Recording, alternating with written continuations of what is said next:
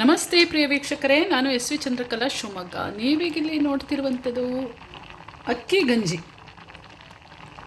ಅಕ್ಕಿ ಗಂಜಿಯಲ್ಲಿರುವ ಮಹತ್ವ ಎಷ್ಟು ಅಂತ ಹೇಳಿದ್ರೆ, ಇದರಲ್ಲಿ ವಿಟಮಿನ್ಗಳು, ಖನಿಜಗಳು ಸಮೃದ್ಧವಾಗಿದ್ದು ಜೀರ್ಣಕ್ರಿಯೆಯನ್ನು ಸುಧಾರಿಸುತ್ತದೆ, ಕರುಳಿನ ಆರೋಗ್ಯವನ್ನು ಉತ್ತೇಜಿಸುತ್ತದೆ, ದೇಹವನ್ನು ಹೈಡ್ರೇಟ್ ಮಾಡುತ್ತೆ ಮತ್ತು ಆಯಾಸವನ್ನು ಕಡಿಮೆ ಮಾಡುತ್ತೆ.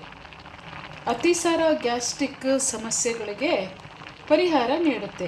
ಗಂಜಿ ಶಕ್ತಿಯ ಮೂಲವಾಗಿದ್ದು ದೇಹಕ್ಕೆ ತಕ್ಷಣ ಶಕ್ತಿಯನ್ನು ಒದಗಿಸುತ್ತದೆ, ಅಲ್ಲದೆ ತೂಕ ಇಳಿಸಿಕೊಳ್ಳಲು ಸಹಾಯ ಮಾಡುತ್ತೆ. ಹಾಗಾಗಿ ವಾರದಲ್ಲೇ 1, 2, 3 ಸಲನಾದರೂ ನಾವು ಈ ಥರ ಗಂಜಿ, ಅಕ್ಕಿ ಗಂಜಿ ಇದರಲ್ಲಿ ಸ್ವಲ್ಪ ಈ ಥರ ನೀರಿನ ಅಂಶ ಇರುತ್ತೆ ನೋಡಿ, ಇದು ನಮಗೆ ಡಿಹೈಡ್ರೇಟ್ ಆಗದಂತೆ ಹೈಡ್ರೇಟ್ ಮಾಡುತ್ತೆ. ಇದು ಅಕ್ಕಿ ಗಂಜಿ ಒಂದು ಶಕ್ತಿಯ ಮೂಲ ಆಗಿದೆ. ಇದರಲ್ಲೇ ಹೇರಳವಾದ ಇನ್ಸುಲಿನ್ ಕೂಡ ಸಿಗುತ್ತೆ.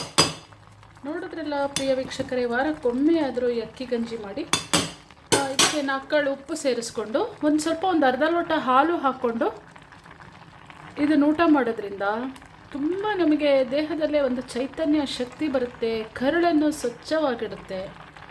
ಗಂಜಿಯ ಮಹತ್ವ ಈ ಒಂದು ಸಣ್ಣ ನಾವು ಒಂದು ಅಡುಗೆ ಮಾಡ್ಕೊಳ್ಳೋದ್ರೊಳಗೆ ಇಷ್ಟೆಲ್ಲ ಇದೆ ಅಂದಮೇಲೆ ನಾವು ಯಾಕೆ ಗಂಜಿ ಊಟ ಮಾಡಬಾರ್ದು?